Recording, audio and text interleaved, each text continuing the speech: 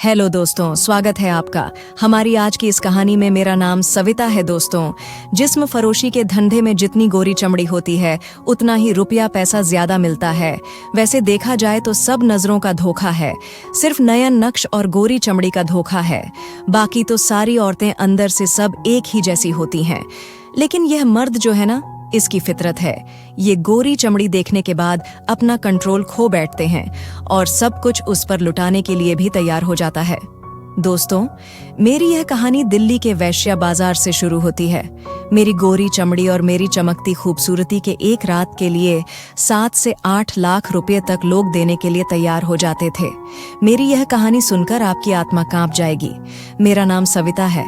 मैं फतेहपुर के छोटे से कस्बे में रहने वाली लड़की थी। मेरी परिवार में मम्मी, पिताजी और हम 2 भाई बहन थे। मेरा भाई 14 साल का था, मैं 12 साल की थी। मैं बहुत ही खूबसूरत थी, बिल्कुल मिल्क की तरह। वह वाइट थी। मम्मी पिताजी, हम दोनों भाई बहन से बहुत लाड प्यार करते थे। मेरे पिताजी मजदूरी करते थे। मेरे पिताजी जो भी कमाते थे उनसे हमारा घर अच्छे से चल जाता था, हमारा गुजर बसर अच्छा हो जाता था। मेरे पिताजी कहते थे, सविता तुम इतनी चंचल हो कि तुम्हारी वजह से हमारी जिंदगी में रोशनी आ गई है।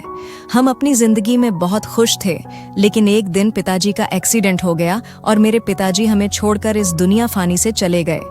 किसी तरह से मम्मी ने हम दोनों भाई बहनों को संभाला, लेकिन पिताजी के जाने के बाद मेरी मम्मी भी बीमार रहने लगी थी।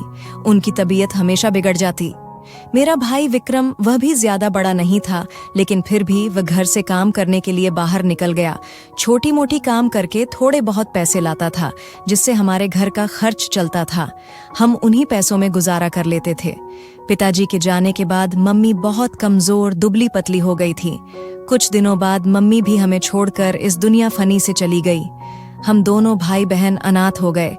मेरी एक बुआ थी जो विधवा थी, उसका कोई बच्चा नहीं था। वह अपने घर में बिल्कुल अकेली थी। उन्होंने मुझे अपने पास रख लिया और मेरा भाई विक्रम, उसने मुझे समझाया कि तुम बुआ के पास रहना, मैं बाहर जा रहा हूँ, मैं ढेर सारा पैसा कंगा। मेरा भाई मुझे बुआ के पास छोड़कर बाहर किसी शहर निकल गया। बाहर शहर में गांव के ही पहचान के कुछ लोग काम करते थे।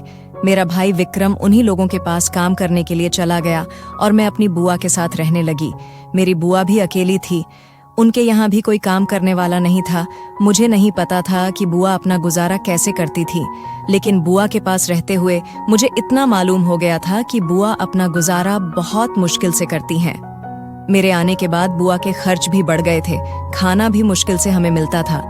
एक चीज मैंने देखा था कि मेरी बुआ कभी कभी बहुत ज्यादा तैयार होकर घर से बाहर निकलती थी। उनके पास पैसे भी नहीं होते थे, लेकिन जब वह घर आती तो उनके पास अच्छे खासे पैसे होते थे। मैं पूछती थी, बुआ क्या आप कहीं काम करते हैं? तो वह कहती, हाँ, यही समझ लो कि छोटा मोटा काम करती हूँ और जो पैसे आते हैं उसी से हमारा गुजारा होता है। मैं तो इतनी छोटी थी कि मैं कुछ कर भी नहीं सकती थी। खैर, बुआ के साथ किसी तरह हमारा वक्त गुजर रहा था। इस बीच मैंने देखा कि बुआ मुझसे बहुत प्यार करने लगी थी, मेरा बहुत ख्याल करने लगी थी। वह मुझे बहुत ही अच्छी अच्छी चीज लाकर खिलाती थी। वह कहती थी, तुम खाओगी तभी तो बड़ी देखोगी, तुम्हारा सेहत बनेगा तो तुम और भी खूबसूरत लगने लगोगी। मैं उनसे कहती, पर बुआ मुझे बड़ी देखने की क्या जरूरत है?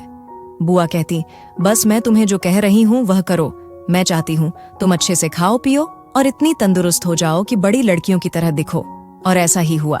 बुआ ने मुझे बहुत अच्छी अच्छी चीज खिलाई पिलाई और मैं 12 साल की उम्र में ही 15 साल की लगने लगी थी। मेरे शरीर की बनावट बड़ी लड़कियों की तरह दिखने लगे थे। मुझे देखकर कोई भी नहीं कहता कि मैं 12 साल की लड़की हूँ। इतनी तंदुरुस्त हो गई थी कि मेरे शरीर के बनावट ऐसे दिखते थे जैसे कि 15-1 साल की लड़की हूँ। मैं खूबसूरत तो बहुत थी, लेकिन शरीर भरने के बाद मैं और भी ज्यादा निखर गई थी और खूबसूरत दिखने लगी थी। मुझे नहीं पता मेरी बुआ ऐसा क्यों चाहती थी कि मैं बड़ी लड़कियों की तरह दिखूं। धीरे धीरे इसी तरह वक्त गुजर रहा था कि तभी एक दिन मैं बुआ को फोन पर किसी से कुछ ऐसा बात करते हुए सुनी कि मेरे कदमों तले से जमीन खिसक गई। मेरी बुआ फोन पर किसी को कह रही थी कि पैसे लेकर कब आ रहे हो? मैं पूरे के पूरे पैसे लूंगी ना, कम लूंगी ना ज्यादा लूंगी, पूरे लाख लूंगी। लड़की तैयार है, जल्दी से पैसे लेकर आज शाम को आ जाना। बुआ को ऐसी बात करते हुए मैं सुनी तो मैं समझ चुकी थी कि वह क्या कह रही है। बुआ मेरा सौदा कर रही थी। अब मैं समझी कि क्यों वह मुझे चाहती थी कि मैं बड़ी लड़कियों की तरह दिखूं। वह मुझे बेचने की तैयारी कर रही थी। वह मेरा सौदा कर रही थी।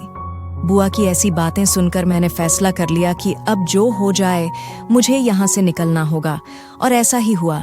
जब बुआ अपने कामों में बिजी थी तभी मैं चुपके से घर से निकल गई और छुप छुपा कर स्टेशन की तरफ आई। मैं ट्रेन में बैठ गई। मुझे नहीं पता कि यह कहाँ जाने वाला है। मैं चाहती थी कि यहाँ से किसी तरह मैं भाग जाऊं। जब एक बार घर से मेरे कदम निकले तो फिर अब मुझे खुद भी पता नहीं था कि मैं कहाँ जाऊंगी। ट्रेन चलने लगता है।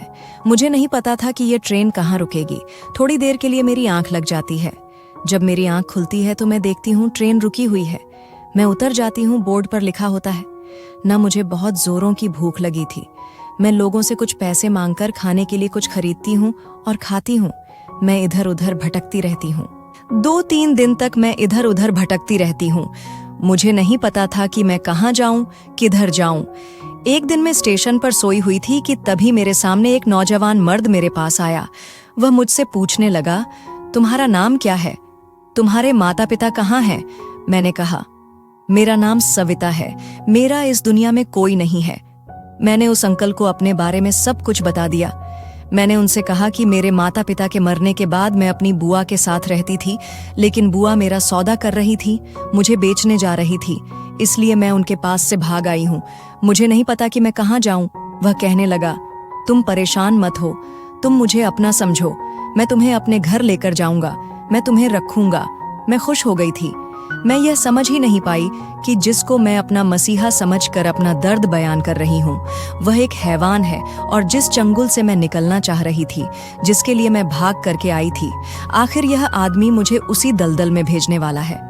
खैर, मैं उसकी नीयत से बेखबर यानी कि अनजान थी। वह अंकल मेरी सारी बातें सुनकर मेरे सर पर प्यार से अपना हाथ फेरता है। जैसे ही वह अंकल मेरे सर पर हाथ फेरता है, मेरी आंख से आंसू छलक आते हैं और मैं उस अंकल के सीने से लग जाती हूँ। वह अंकल मुझे तसल्ली देता है और मुझे अपने साथ अपने घर ले जाता है। वह अंकल मुझे अपने घर ले जाकर मुझे मुंह हाथ धोने को कहता है। मुझे एक सुंदर सा कपड़ा लाकर देता है और कहता है, नहा धोकर तुम इसे पहन लेना। मैंने ऐसा ही किया। मैंने नहाया और यह खूबसूरत सा कपड़ा पहन लिया। इस कपड़े में मैं बेहद खूबसूरत लग रही थी। वह अंकल मेरे लिए ढेर सारी खाने पीने की चीज लेकर आता है। मैं पेट भरकर खाना खाती हूँ और मैं आराम से सो जाती हूँ। सुबह मेरी नींद खुलती है तो मैं देखती हूँ इधर उधर नजर घुमाकर तो घर पूरा सन्नाटा होता है।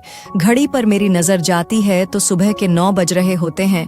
मैं परेशान हो जाती हूँ क्योंकि वह अंकल मुझे कहीं भी नजर नहीं आ रहे थे। मैं डर जाती हूँ। तभी मेरी नजर दरवाजे पर पड़ती है। देखती हूँ बाहर से अंकल और उनके साथ एक औरत आ रही थी। अंकल और वह औरत दोनों घर के अंदर आती हैं। वह अंकल मुझे देखकर कहते हैं, सविता तुम उठ गई?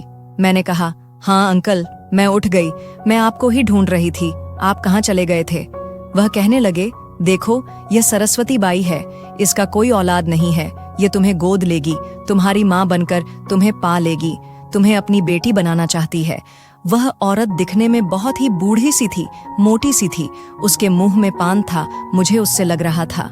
मैंने कहा, अंकल क्या आप मुझे अपने साथ नहीं रख सकते? वह कहने लगे, नहीं सविता, मैं तुम्हें अपने साथ नहीं रख सकता। मेरी पत्नी है, मेरे बच्चे हैं। मेरी पत्नी तुम्हें अपने पास कभी भी नहीं रखेगी। सविता तुम उनके साथ जाओ, वह तुम्हें बहुत खुश रखेगी। इसका कोई औलाद नहीं है। तुम्हें बहुत प्यार करेगी और बहुत ही प्यार से रखेगी। नए नए कपड़े और तुम्हें जो चाहिए होगा वो तुम्हें मिलेगा। वह औरत कहने लगी, हाँ बेटा, मैं तुम्हें अपनी बेटी बनाकर रखूंगी। तुम मेरे साथ एक बार चलो तो सही। मैंने हाँ में सर हिला दिया। मेरे पास और कोई दूसरा विकल्प यानी कि रास्ता नहीं था। आखिर मैं कहाँ जाती, किसके पास जाती? मुझे बहुत जोर की प्यास लगी होती है। मैं अंकल से पानी के लिए कहती हूँ। अंकल कहते हैं कि किचन उधर है, जाओ पानी पी लो। मैं पानी पीने के लिए जाती हूँ। मैं पानी पीकर किचन से बाहर निकलती हूँ कि तभी मेरे कानों में जो आवाज आती है उसे सुनकर मेरे पैरों तले से जमीन सरक जाती है। अंकल और वह औरत दोनों एक दूसरे से बातें कर रहे थे। वह औरत उस अंकल से कह रही थी, अरे वो किशोर, तू इसकी खूबसूरती की जितनी तारीफ कर रहा था, यह तो उससे भी ज्यादा खूबसूरत है। तूने तो मुझे इस बार खुश कर दिया है। मैं तुमसे इस बार बहुत खुश हुई हूँ। मेरे पास हजारों लड़कियां हैं, लेकिन इसके जैसी खूबसूरत नहीं है। मैं तुम्हें अभी 4 लाख रुपए देती हूँ। वह औरत अपने पर्स से एक कागज का टुकड़ा निकालती है और उस पर साइन करने लगती है और उस आदमी को दे देती है। कहती है, यह लो, तुम्हारे पूरे 4 लाख रुपए का चेक। मैं समझ जाती हूँ कि यह आदमी मुझ पर मेहरबान नहीं था। ये तो अपने मतलब के लिए मुझे स्टेशन से उठाकर लाया था। मैं अपनी बुआ के पास से जिसके लिए भागी थी, आखिर में मैं उसी दलदल में गिर चुकी थी। मैं इन दोनों की बातें सुनकर भागने ही वाली थी कि बाहर गाड़ी खड़ी होती और 2 जवान मर्द होते हैं। वह दोनों मुझे पकड़कर गाड़ी में बिठा देते हैं। वह औरत भी गाड़ी में आकर बैठ जाती है और मुझे भीड़भाड़ वाले इलाके में ले जाती है। यह जगह बहुत ही गंदी थी। लड़कियां बहुत ही अजीब अजीब कपड़े पहनकर दरवाजे के बाहर खड़ी होती हैं और मर्दों को अजीब अजीब सी गंदी इशारे करती रहती हैं। मैं वह सब देखकर हैरान हो जाती हूँ। वह औरत मुझे गाड़ी से घसीटते हुए उतारती है। मैं कहती हूँ, मुझे छोड़ दो, मुझे जाने दो, लेकिन वह मुझे नहीं छोड़ती। मुझे घसीटते हुए एक कमरे में ले जाती है और एक लड़की को आवाज देती है जिसका नाम रानी होता है। वह औरत कहती है, रानी, इस लड़की पर पूरी नजर रखना। इस लड़की की जिम्मेदारी तुम्हारी है। इसके खाने पीने का हर चीज का ध्यान तुम रखोगी। इतना कहकर वह चली जाती है। मैं अपनी किस्मत पर फूट फूट कर रोने लगती हूँ। वह लड़की जिसका नाम रानी होता है, वह कहती है, रोना बंद कर दो। रोने से कोई फायदा नहीं है, क्योंकि यहाँ एक बार जो आता है वह यहीं का होकर रह जाता है। यहाँ से निकलने का कोई रास्ता नहीं है। मैं उस पर गुस्सा करने लगती हूँ। वह कहती है, गुस्सा करने से कोई फायदा नहीं है। तुम गुस्सा करके खुद को ही नुकसान पहुंचाओगी। अगर तुम यहाँ से भागने की कोशिश की तो तुम्हें जान से मार दिया जाएगा। अगर अपनी जिंदगी चाहती हो तो यहाँ पर सरस्वती बाई जैसा कहेगी वैसा करना होगा। वैसे तुम्हारा क्या नाम है? मैंने कहा, मेरा नाम सविता है। वह कहने लगी, तुम तो बहुत ही खूबसूरत हो और यह खूबसूरती ही तुम्हारी जिंदगी का श्राप बन जाएगा। रानी मुझसे पूछती है कि तुम्हारी उम्र कितनी हो रही है? मैंने कहा, मेरी उम्र सिर्फ 13 साल है। वह कहती है, पर तुम तो 13 साल की नहीं लगती। तुम तो काफी बड़ी लगती हो। तुम्हारा शरीर देखकर कोई नहीं कहेगा कि तुम इतनी छोटी हो। मैंने उससे कहा कि अब मुझे कोई फर्क नहीं पड़ता कि मेरी उम्र कितनी है। मैं छोटी दिखती हूँ या बड़ी दिखती हूँ, किस्मत ने मुझे जहाँ लेकर आया है, समझ जाओ। मैं जरूर से ज्यादा बड़ी हो गई हूँ। जिसको मैं अपना मसीहा समझ रही थी, वही मुझे देह व्यापार में जिस्म फरोशी के बाजार में बेच दिया। रानी मेरे लिए खाना लाई। वह मुझे खाना खाने को कह रही थी। मैंने खाने को फेंक दिया और मैं मुंह मोड़कर एक कोने में जाकर बैठ गई। तभी अचानक से सरस्वती बाई आती है। वह कहने लगती है, यह जिस्म फरोशी का अड्डा है। यहाँ पर नए नए लोग आते हैं और लड़कियों के साथ कमरे में बंद हो जाते हैं, और फिर वह जो कुछ भी उनके साथ करते हैं, ऐसे ही अब तुम्हारे साथ भी होगा। ज्यादा ना नुक्कर करने की जरूरत नहीं है, ज्यादा नाटक करने का नहीं है, और ज्यादा हलचल मचाने की भी जरूरत नहीं है। यहाँ के माहौल को अपनी जिंदगी में उतार लो और यहाँ के माहौल में रंग जाओ। तुम्हारी नथ उतरवाई की रस्म जल्दी ही होगी। जैसे ही कोई अच्छा सा ग्राहक तुम्हारे लिए मिलेगा, तैयार रहना। तब तक तुम 1 दिन या 2 दिन आराम से आजाद रह सकती हो। खाओ पियो ऐश करो, कोई दिक्कत नहीं है। और यहाँ से भागकर जाने की अगर जरा सी भी जुर्रत की या हिम्मत की, तो ये जो लोग देख रही हो ना, आसपास में जो मुंडे खड़े हैं ना, वह टांग पर टांग रख करके समझ जाओ। मुझे कुछ भी समझ में नहीं आ रहा था कि यह मेरे साथ क्या हो गया है। खैर, मेरी नथ उतरवा का समय भी आने वाला था। रोज आए दिन यहाँ पर 1 से कस्टमर आते थे और उन सभी को मुझे दिखाया जाता था। लेकिन मेरी कीमत उस औरत ने इतनी लगाई थी कि अब तक जितने भी कस्टमर आए थे, वह लोग उतनी कीमत नहीं दे पा रहे थे। इसलिए मुझे अभी तक किसी ने हाथ भी नहीं लगाया था। लगभग इसी तरह वक्त गुजर रहा था। इसी तरह 1 हफ्ता गुजर गया और वह दिन भी आ गया जिस दिन मुझे कोई हाथ लगाता। एक सरफिरा आदमी इस कोठे पर कदम रखा। रानी मुझे लेकर उस सरफिरे आदमी के पास चली गई। वह मुझे देखते के साथ ही बोल पड़ा कि मैं दूंगा। इसकी कीमत पूरे 5 लाख रुपए जाऊं। इस लड़की को ले जाओ और इसे दुल्हन की तरह सजाकर मेरे पास ले आओ। उसकी ऐसी बातें सुनकर तो मेरे हाथ पैर कांपने लगे। ऐसा लग रहा था कि अब मेरी दुनिया लूटने वाली है, अब मेरा कुछ भी मेरा नहीं रहेगा, मेरा सब कुछ उजड़ने वाला है। वह 45 साल का नौजवान हट्टा कट्टा मर्द था। मैं अपनी किस्मत को कोस रही थी। मुझे दुल्हन की तरह सजाकर कमरे में बिठा दिया गया था। मेरे हाथ पैर कांप रहे थे। तभी सामने वह आदमी दिखाई दिया। वह कमरे में आया और उसने दरवाजा बंद कर दिया। मैं डर से बिस्तर पर से उठकर खड़ी हो गई। वह कहने लगा, अरे तुम उठकर खड़ी क्यों हो गई? बैठ ही रहो, तुम इतनी डर क्यों रही हो?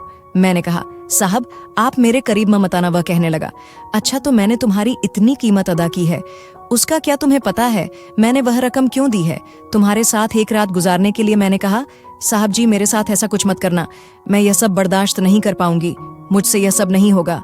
वह कहने लगा, सब कुछ हो जाएगा, तुम कोशिश तो करना, तुम तो बच्चों की तरह डर रही हो। अगर तुम्हें यह सब करना ही नहीं था तो फिर इस पर आई ही क्यों हो? मैंने कहा, साहब मैं यहाँ पर अपनी मर्जी से नहीं आई हूँ, मुझे यहाँ पर जबरदस्ती लाया गया है। वह पूछने लगा, तुम्हें यहाँ पर किसने लाया है? मैंने कहा, साहब जी मैं बहुत ही छोटे से गांव फतेहपुर में रहती थी। मेरे माता पिता के मरने के बाद मेरी बुआ ने मुझे अपने पास रखा। उन्होंने मुझे बेचने की कोशिश की तो मैं उनके पास से भागकर इस शहर में आ गई, लेकिन किस्मत की मारी मेरी किस्मत में जिस्म फरों के बाजार में आना लिखा हुआ था, इसलिए मैं ना चाहते हुए भी जिस्म फरोशी के बाजार में पहुंच गई। मेरी उम्र महज अभी 13 साल हो रही है साहब। मैं इस काबिल नहीं हूं कि मैं इन सबको बर्दाश्त कर सकूं। मुझ पर रहम खाओ। मैं उस आदमी के पैरों में गिर गई और गिड़गिड़ा लगी। मुझे एक उम्मीद थी कि शायद वह मुझे छोड़ दे, लेकिन वह तो यह जानकर खुश हो गया कि मैं कम उम्र लड़की हूँ। वह कहने लगा, फिर तो तुम्हारे साथ और भी मजा आएगा। दिखने में तो तुम बहुत ही खूबसूरत हो, लगता नहीं है कि तुम इतनी छोटी हो। वैसे भी मुझे 14 साल की लड़कियां ही बहुत पसंद आती हैं। देखो तुम ज्यादा परेशान मत हो, बस पहली बार तुम्हें तकलीफ होगी, लेकिन फिर बहुत मजा आएगा। मैंने उनके सामने हाथ जोड़े, उसके पैर पकड़े, लेकिन उसने मुझे अपने पैरों से उठाकर बेड पर लेटा दिया। मैं चीख रही थी, मैं चिल्ला रही थी, लेकिन मेरी चीख पुकार सुनने वाला कोई नहीं था। उसने भी मुझ पर जरा भी रहम नहीं खाया। उसने पूरी रात मुझे दबोचे रखा। मेरा बिस्तर खून से लथपथ हो चुका था। सुबह मेरी ऐसी हालत थी कि मैं बिस्तर से उठने के भी काबिल नहीं थी। वह इंसान नहीं, हैवान था, जानवर था। वह अपना काम किया और यहाँ से चलता बना। मैं इतनी कमजोर, इतनी लाचार हो गई कि मुझे चलने के लिए भी बैसाखियों की जरूरत पड़ गई। सरस्वती बाई ने रानी को कह दिया कि इसको नहला धुला कर इसको 40 दिन तक आरा करने के लिए छोड़ दो। मुझे कुछ दिनों के लिए आराम करने के लिए छोड़ दिया गया, लेकिन इन 4-5 दिनों के बाद मैं जैसे ही ठीक हुई, फिर से मुझे इस धंधे पर बिठा दिया गया। फिर से मेरे पास ग्राहक आने लगे।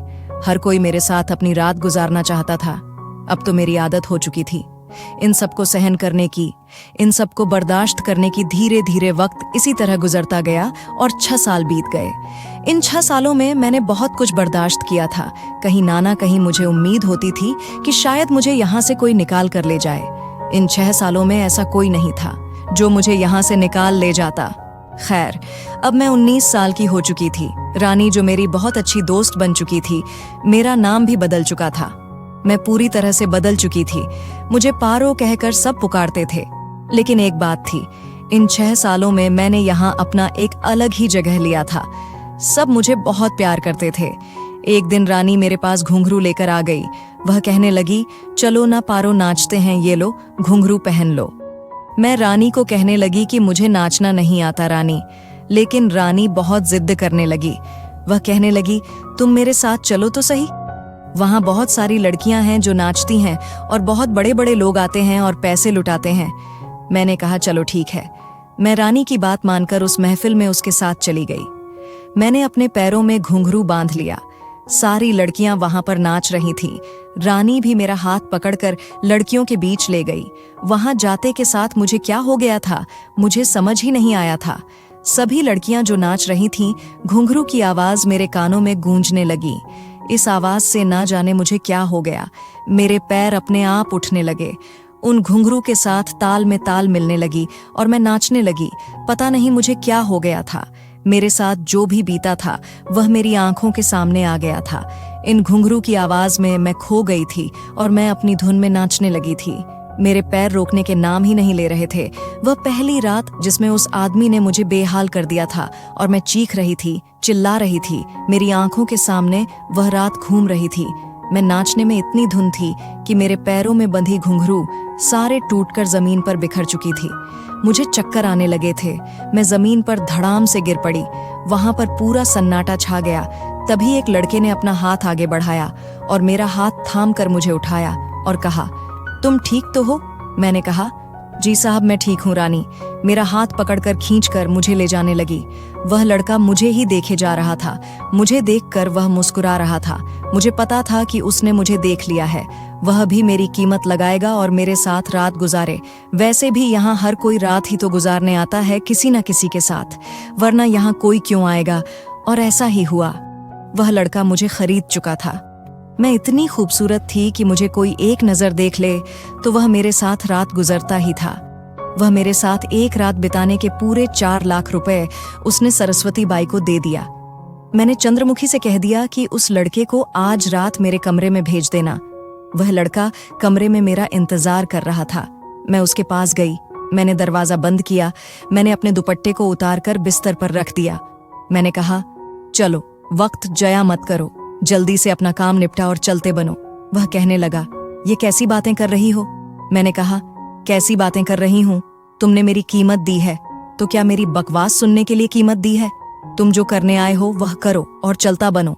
वह कहने लगा, बहुत गुस्से में लगती हो, हमेशा ऐसे ही रहती हो, या फिर मेरे साथ ऐसा कर रही हो? मैंने कहा, वह सब तुम्हें जानने की जरूरत नहीं है। वह कहने लगा, जानने की जरूरत कैसे नहीं है? वही तो जानने के लिए आया हूं। मैंने कहा, क्या बकवास कर रहे हो? तुम क्या जानने के लिए आए हो? ज्यादा जानने की कोशिश मत करो। वह कहने लगा, तुम्हें क्या लगता है कि मैं तुम्हारे पास क्यों आया हूं? मैंने कहा, वही जो करने के लिए तुमने कीमत दी है, मेरे जिस्म को खरीद कर। अब तुम पैसा बर्बाद तो नहीं करोगे? जाहिर सी बात है। वह हंसने लगा और कहने लगा, तुम आराम से बैठो। उसने दुपट्टा उठाया और मेरे सर पर डाल दिया। वह कहने लगा, मैं तो बस तुम्हारे साथ वक्त बिताने के लिए आया हूं, कुछ करने के लिए नहीं। तुम्हारी आंखों में बहुत दर्द दिखता है। तुम्हें देखते के साथ मेरे दिल ने चाहा तुम्हें करीब से जानूं। मैं जोर से हंसने लगी। मैंने कहा, अच्छा, तो लोग यहाँ पर दिल की बात भी सुनते हैं? वह कहने लगा, हाँ, क्यों नहीं? वह मुझसे पूछने लगा, अच्छा बताओ, तुम यहाँ पर जबरदस्ती आई हो या फिर अपनी मर्जी से ये काम कर रही हो? मैंने कहा, यहाँ पर हर लड़की अपनी मर्जी से काम नहीं कर रही, हर किसी की अपनी मजबूरी है। कोई अपना पेट भरने के लिए यहाँ पर काम कर रहा है, कोई मजबूरी में काम कर रहा है, कोई जबरदस्ती काम कर रही है और कोई खुशी से कर रही है। सबका अपना मर्जी। वह कहने लगा, मैंने सबके बारे में नहीं पूछा, मैं सिर्फ तुम्हारे बारे में जानना चाहता हूँ। मैंने कहा, अच्छा, तो मेरे बारे में जानना चाहते हो तो सुनो। मैं यहाँ अपनी मर्जी से नहीं, मेरी किस्मत ने मुझे यहाँ घसीट कर लाया है। मैंने अपनी पूरी कहानी उस लड़के को बताई। वह मेरे साथ रात भर एक कमरे में ही रहा, लेकिन उसने मुझे छुआ तक नहीं था। सुबह होते ही वह चला गया। मैं भी हैरान थी कि जब उसे कुछ करना नहीं था तो वह मेरे पास आया ही क्यों। खैर, दिन इसी तरह गुजर रहा था। मैं भी उसकी ऐसी हरकतों से बेचैन हो गई थी। वह लड़का आखिर मेरे बारे में जानकर कहाँ यब हो गया था और उसने मुझे हाथ क्यों नहीं लगाया? मैं इतनी खूबसूरत थी कि कोई मेरी कीमत देकर ऐसा हो ही नहीं सकता था कि मुझे कुछ ना करे। वह अपना पूरा पैसा वसूल करके जाता था, लेकिन उसने मुझे हाथ भी नहीं लगाया। ऐसा क्यों? मैं उसके बारे में ही सोचती जा रही थी। फिर मुझे पता चला कि उसी लड़के ने आज फिर मुझे खरीदा है। मैंने सोचा, आज मैं उससे पूछकर ही रहूंगी कि वह ऐसा क्यों कर रहा है। तभी मैं कमरे में बैठी उसका इंतजार कर रही थी। वह कमरे में आया और उसने दरवाजा बंद किया और धीरे धीरे मेरे करीब आने लगा। मैंने कहा, अच्छा, तो उस दिन कुछ करने का मन नहीं था, आज पूरा मन बनाकर आए हो? वह कहने लगा, हाँ, आज मन कर रहा है। धीरे धीरे वह मेरे बहुत करीब आ चुका था। उसकी गर्म गर्म सांसें मेरी कानों के पास आ रही थी। वह कहने लगा, क्या मैं तुम्हारी गोद में सर रखकर सो सकता हूँ? मैंने कहा, हाँ, क्यों नहीं सो सकते हो। तुम्हें पूछने की जरूरत नहीं है, आखिर तुमने मेरी कीमत जो दी है तभी उसने मेरे मुंह पर अपनी उंगली रख दी। वह कहने लगा, अब बस भी करो, तुम्हें बस कीमत दिखाई देता है, मेरी आंखों में तुम्हारे लिए कुछ दिखाई नहीं देता कि मैं तुम्हारे पास क्यों आया हूँ, किस लिए आया हूँ। मैं बिल्कुल खामोश हो गई और आगे जो उसने बात कही उसे सुनकर मेरे होश उड़ चुके थे। उसने अपनी मोहब्बत का इजहार किया। वह कहने लगा, सविता, मैं तुमसे बहुत प्यार करता हूँ और तुमसे शादी भी करना चाहता हूँ। उसने इस तरह से मोहब्बत का इजहार किया तो मैंने भी हाँ कह दिया। कहीं ना कहीं वह भी मेरे दिल में घर बना चुका था, क्योंकि ऐसा आज तक नहीं हुआ था कि कोई मेरे साथ एक कमरे में हो और वह मुझे न छुए। खैर, वह कहने लगा, अगर तुम मेरा साथ दो तो मैं तुम्हें यहाँ से निकालना चाहता हूँ। मैंने कहा कि मुझे यहाँ से निकलना बड़ा ही मुश्किल है। मैंने अगर यहाँ से बाहर कदम रखा तो वह देख रहे हो, 2 बड़े बड़े मुंडे जो है वह मुझे जान से मार देंगे। लेकिन वह कहने लगा, अगर तुम मेरा साथ दोगी तो मैं तुम्हें यहां से निकाल लूंगा। मैंने कहा, ठीक है। इतना कहकर वह मेरे पास से चला गया। 1 हफ्ता बीत गया, लेकिन उसकी कोई खबर नहीं थी। तभी एक दिन अचानक मैं अपने कमरे में बैठी हुई थी कि चारों तरफ शोर मचने लगा। मैं बाहर निकलकर देखी तो मैंने देखा चारों तरफ पुलिस की भीड़ जमी हुई थी। मैं घबरा गई थी, पर उन पुलिस वालों के साथ मैंने उस लड़के को देखा जिसका नाम अर्जुन था। उसने मुझे इशारे से बता दिया कि इन पुलिस वालों को वह लेकर आया है। वह मेरे पास आया और कहने लगा, इन पुलिस वालों को मैं लेकर आया हूं। मैं उसका हाथ पकड़कर किनारे ले आई। मैंने कहा, अर्जुन, तुमने ऐसा क्यों किया? तुम्हें ऐसा नहीं करना चाहिए था। तुम तो कह रहे थे कि मुझे यहां से निकाल कर ले जाओगे, लेकिन तुमने तो यहां का सारा मामला खराब कर दिया। पुलिस वाले सबको अरेस्ट कर लेंगे। अर्जुन कहने लगा, सविता, तुम परेशान मत हो। मैंने इन पुलिस वालों को बता दिया है कि यहाँ बहुत सारी लड़कियां हैं जो जबरदस्ती इस काम को कर रही हैं। उन्होंने कहा है कि अगर ऐसा है तो उन सारी लड़कियों को आजाद करने का जिम्मा मेरा है। अगर पुलिस वाले तुमसे पूछे तो अपनी सारी हकीकत उन पुलिस वालों के सामने बता देना। मैंने कहा, ठीक है अर्जुन। मेरा हाथ पकड़कर उन पुलिस वालों के सामने लेकर गया। पुलिस वाले कहने लगे, यही वह लड़की है जिसे तुम अपने साथ लेकर जाना चाहते हो? अर्जुन कहने लगा, हाँ, इसका नाम सविता है। आप इससे जो पूछना चाहते हैं पूछ सकते हैं। एक पुलिस वाले ने अर्जुन को कहा कि तुम इसे इस जगह से निकालकर कहीं दूसरी जगह बेच तो नहीं दोगे? तुम इससे शादी करोगे ना? अर्जुन कहने लगा, सर, मैं ऐसा नहीं हूं। मैं सविता से बहुत प्यार करता हूं और मैं इससे शादी भी करना चाहता हूं। पुलिस वालों ने जब मुझसे पूछा तो मैंने भी अपनी सारी कहानी पुलिस वालों को बता दी। मैंने कहा कि मैं भी अर्जुन से शादी करने के लिए तैयार हूं। अर्जुन ने सबके सामने मेरी मांग भर दी। रानी भी मेरे लिए बहुत खुश थी। वहां पर काफी ऐसी लड़कियां थीं जो अपनी मर्जी से काम कर रही थीं, अपनी खुशी से कर रही थीं, और काफी ऐसी लड़कियां थीं जो जबरदस्ती यहाँ पर कैद थीं। उन सारी लड़कियों से पूछताछ करके उनकी मर्जी पर छोड़ दिया गया। वह चाहती तो यहाँ पर रह सकती थी और जाना चाहती तो यहाँ से आजाद होकर जा सकती थी। खैर, अर्जुन ने मेरा हाथ थाम लिया। मैं अर्जुन के साथ उस बदनाम गली से निकल आई। आज मैं पूरी तरह से आजाद हूँ। मैंने अर्जुन के साथ अपनी जिंदगी की नई शुरुआत की। अर्जुन का भी इस दुनिया में कोई नहीं था, वह अनाथ था। हम दोनों अपनी जिंदगी हंसी खुशी से बिता रहे थे। एक दिन अर्जुन ने कहा, सविता, मैं तुम्हें एक दोस्त से मिलवा चाहता हूँ। मैंने कहा, ठीक है, पर सविता नहीं, मेरा नाम पारो है। तुम मुझे पारो कहकर पुकारा करो। अर्जुन मुझे सीने से लगा लिया। अर्जुन कहने लगा, अच्छा ठीक है, पहले मेरी बात तो सुनो। मैं तुम्हें किसी से मिलवा चाहता हूँ। मेरा जिगरी दोस्त जिसे मैं तुमसे मिलवा चाहता हूँ वह भी अनाथ है।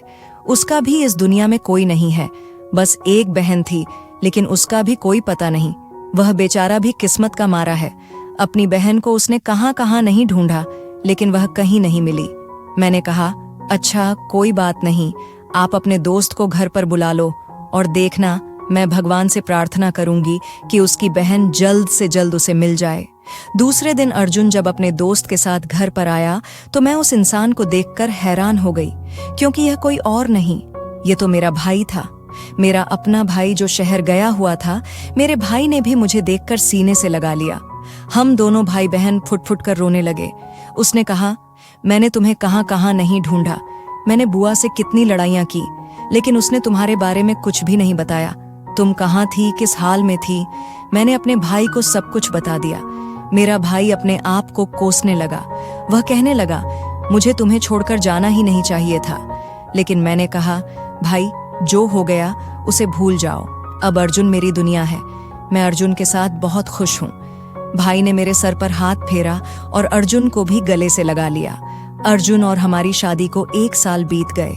मेरा बहुत ही खूबसूरत सा बेटा हुआ जिसका नाम मैंने करण रखा।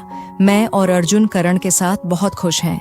अर्जुन और पारो का जीवन अब खुशियों से भरा हुआ था। वे दोनों अपने बेटे करण के साथ एक छोटी दुनिया बसा चुके थे। अर्जुन ने पारो को उसका सम्मान, उसकी पहचान और सबसे महत्वपूर्ण उसकी खोई हुई स्वतंत्रता वापस दिलाई थी। कर्ण धीरे धीरे बड़ा हो रहा था।